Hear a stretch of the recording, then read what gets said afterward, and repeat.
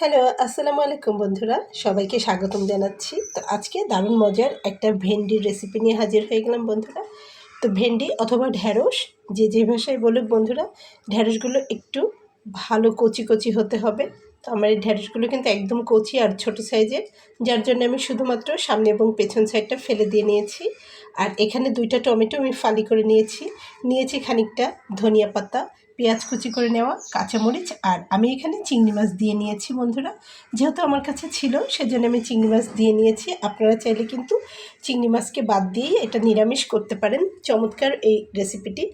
তো বন্ধুরা, এছাড়াও এখানে সামান্য মশলা আমি ব্যবহার করব। মশলাটাকে আমি দেখিয়ে দিচ্ছি। দেখুন, এখানে আমি নিয়েছি লাল মরিচের গুঁড়া, নিয়েছি ধনিয়া জিরার গুঁড়া, লবণ আর হলুদ। এছাড়াও বন্ধুরা, আমি একটা মাত্র আলু ছোট সাইজের ম্যাশ করে নিয়েছি। দেখুন, সিদ্ধ করে আলুটা, এটা দিলে একটু গাঢ় হবে। তো বন্ধুরা, এই হচ্ছে উপকরণ। এই দিয়ে চমৎকার এই ভেন্ডি মশলা রেসিপিটি আপনারা বাসায় ট্রাই করে দেখবেন। খেতে ভীষণ মজার হয়। ভাতের সঙ্গে, রুটির সঙ্গে, পরোটার সঙ্গে, যে কোনো কিছুর সাথে চমৎকার মানিয়ে যায়। চলুন কিভাবে তৈরি করব একে একে দেখিয়ে দিচ্ছি বন্ধুরা। সঙ্গে থাকুন, আশা করছি রেসিপিটি আপনাদের ভালো লাগবে। আমি চুলাতে একটা কড়াই দিয়ে কড়াইটা গরম করে তাতে তেল দিয়ে নিচ্ছি বন্ধুরা। সরিষার তেল, সয়াবিন তেল, যে কোনো তেল দিয়ে রেসিপিটি আপনারা করে নিতে পারবেন একদম সহজভাবে।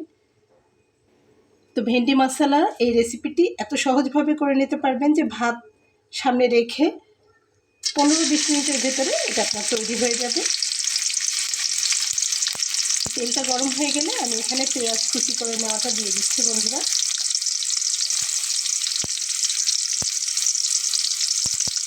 আর আমি এখানে আমার যতটা প্রয়োজন ততটুকু করে নিচ্ছি। আপনারা কিন্তু চাইলে বাড়িয়ে কমিয়ে নিতে পারবেন। এবং বুঝতেই পারছেন যে ভেন্ডির পরিমাণের উপরে মশলাটা নির্ভর করছে, যে যতটা ভেন্ডি রান্না করবেন ঠিক ততটা মশলা বাড়িয়ে কমিয়ে নেবেন।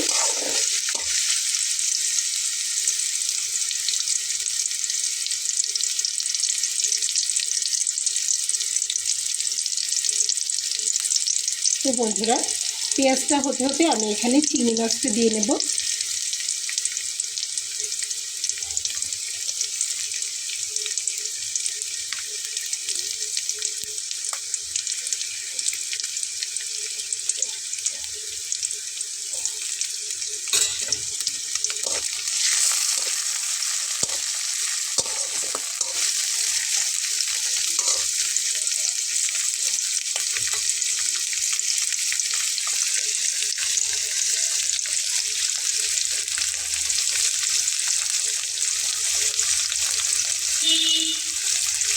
দেখুন, আমার এটা কিন্তু ভাজা ভাজা হয়ে গেছে। এখন আমি এখানে হাফ কাপ পরিমাণ পানি অ্যাড করে দিচ্ছি।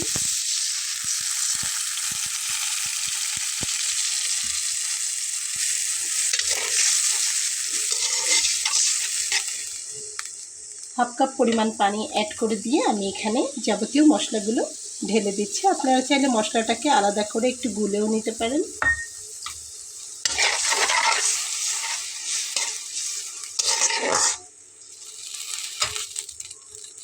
একে একে এরপরে আমি এখানে দিয়ে নিচ্ছি, দেখুন, কাঁচামরিচ চিড়ে নেওয়া, এবং দিয়ে নিচ্ছি টমেটো,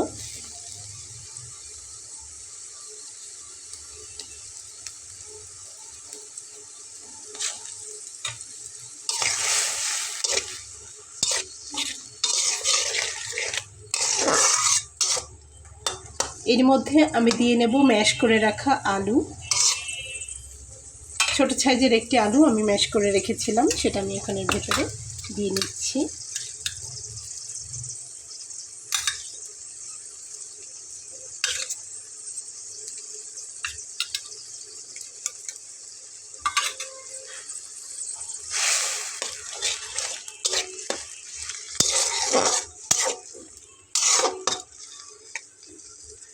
তো বন্ধুরা, মশলাটাকে খুব ভালোভাবে কষিয়ে নেব।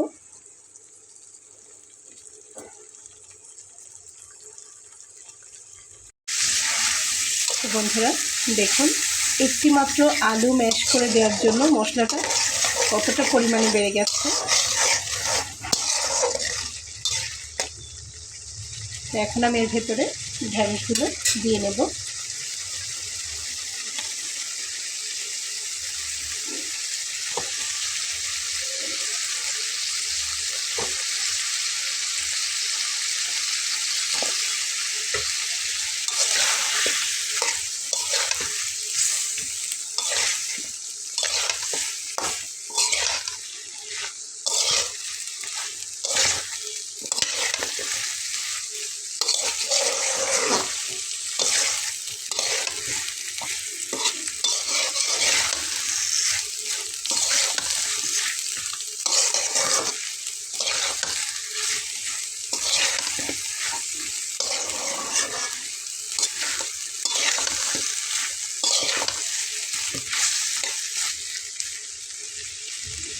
তো বন্ধুরা, একেবারেই অল্প সময়ে অল্প উপকরণে চমৎকার এই ভেন্ডি মশলা রেসিপিটি কিন্তু আপনারা বাসায় তৈরি করে নিতে পারেন।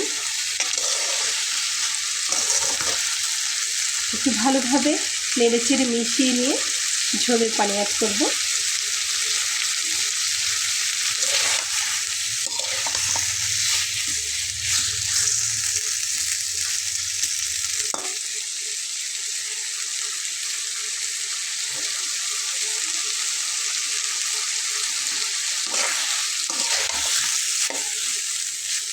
তো বন্ধুরা, এখন আমি ঝোলের পানিটা অ্যাড করে দিচ্ছি।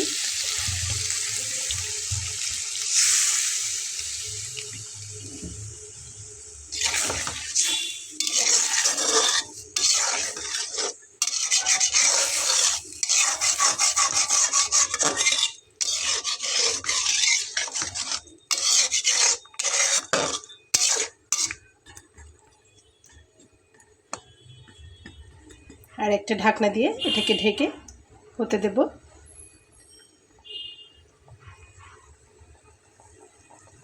তো বন্ধুরা, ফিরে আসলাম 15-20 মিনিট পরে আরও একবার নেড়ে ছেড়ে দেওয়ার জন্য।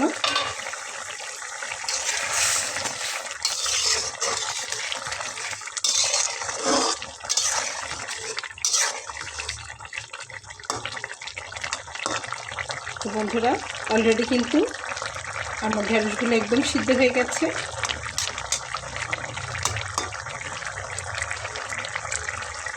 তো এই পর্যায়ে এসে লবণটা চেখে দেখব এবং এর ওপর থেকে আমি কিছু ধনিয়া পাতা ছড়িয়ে দেব।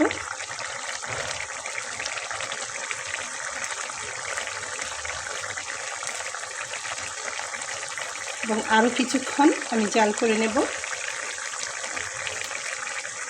তো বন্ধুরা, আমার রান্নাটা কিন্তু একদম কমপ্লিট হয়ে গেছে। মাত্র 30 মিনিট সময় আমার লেগেছে রান্নাটা কমপ্লিট করতে। চমৎকার রেসিপিটি দেখুন। এখন আমি একটি বোলে ঢেলে আপনাদেরকে পরিবেশন করে দেখাচ্ছি। তো বন্ধুরা, দেখুন কালারটা, এই যে আমি ঢেলে নিয়েছি। যারা ডায়েট চার্ট ফলো করছেন তারা কিন্তু শুধু শুধুও খেতে পারেন, এতই মজার হয় খেতে বন্ধুরা। তো আশা করছি রেসিপিটি আপনাদের ভালো লেগেছে বন্ধুরা। রেসিপিটি যদি ভালো লেগে থাকে তাহলে আমার এই ছোট্ট চ্যানেলটিকে সাবস্ক্রাইব করে সঙ্গে থেকে যাবেন। দেখা হবে পরবর্তীতে নতুন কোনো রেসিপি নিয়ে। সে পর্যন্ত সবাই ভালো থাকবেন। আর অবশ্যই আজকের এই রেসিপিটির ফিডব্যাক জানাতে ভুলবেন না। কেমন লেগেছে বন্ধুরা অবশ্যই জানাবেন।